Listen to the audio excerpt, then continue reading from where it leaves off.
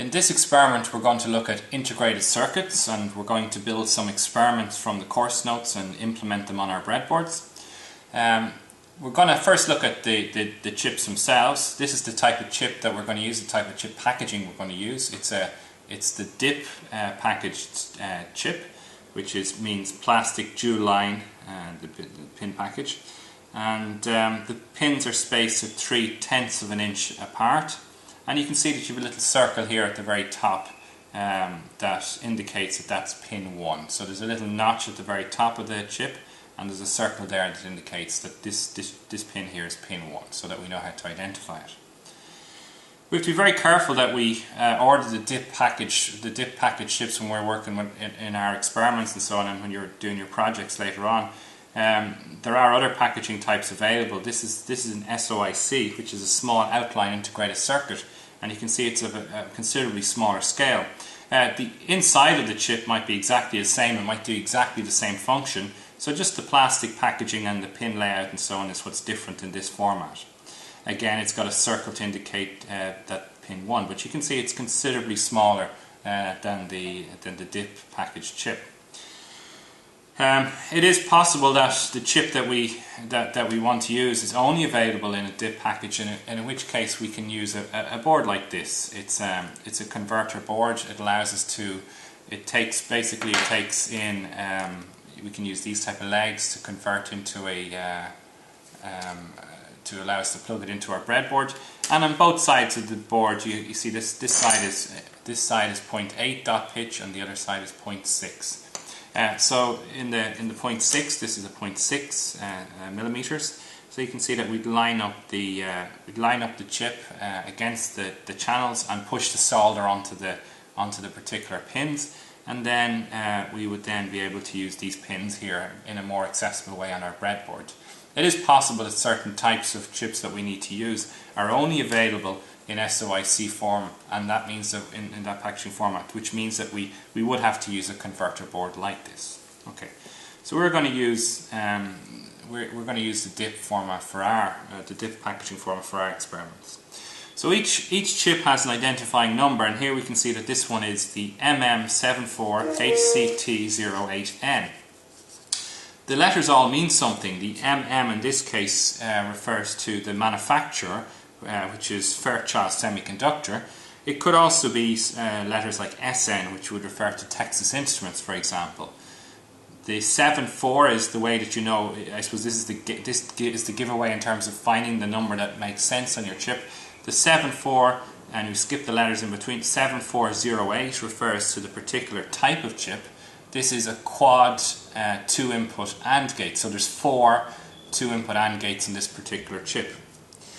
The N at the end refers to the packaging type, so we know that this is a DIP packaging type, so the N refers to DIP, the dual inline packaging type. And finally we have the HCT in the middle, which refers to the particular logic family that the chip belongs to. In this particular case, it's a high-speed CMOS with TTL logic levels. So this is the particular type of chip that we're going to be using for our experiments. The first thing we need to do is we need to connect up the power to the chip. So I've set up the rails so that we have easy access, and this particular chip, pin 7 has to be connected to ground, and pin 14 has to be connected to VCC. So here we're going to connect pin 14 to VCC and pin 7 to ground. Okay, so our chip is powered. I haven't connected the supply yet, but the chip is powered. And then we have on our input on pins 1, 2 and 3 again, we can tell our first pin by the circle that's just visible there on the top of the chip. We have pin 1, 2 our inputs, and pin 3 is our output. So we need some way of seeing our output, so we're going to use an LED for this. So I'm just going to use an LED on pin 3, connect the LED, well, this is a piece of wire. I'm going to bring the LED over here, and I'll just use a small resistor tied to ground as before. And then we just bridge that. Again, remembering the longer leg is the positive, is connected to pin 3, and the shorter leg is connected through ground to ground through the little resistor. So now we have our circuit, and we can test it, and we can say, well, let's connect both of our inputs to be high. And in this particular case, when we turn on the power, you should see very quickly that we get a value of our LED should light. So we connect pins 1 and 2, both to ground, both to VCC, to 5 volts.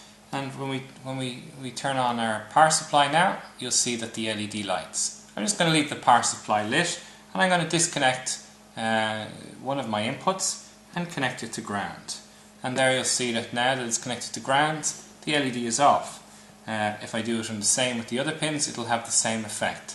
You'll know from the truth table for an AND gate that both inputs have to be high for the LED to be lit. So if I again set both inputs to be high, then we can light our LED like this. Now what we're going to do is we're going to say, well, moving these wires around is a little bit awkward, so let's connect in 2 switches. So I'm just going to turn off the power and connect in 2 switches. So I'm going to use these push button switches, and just make sure you have them in the correct orientation.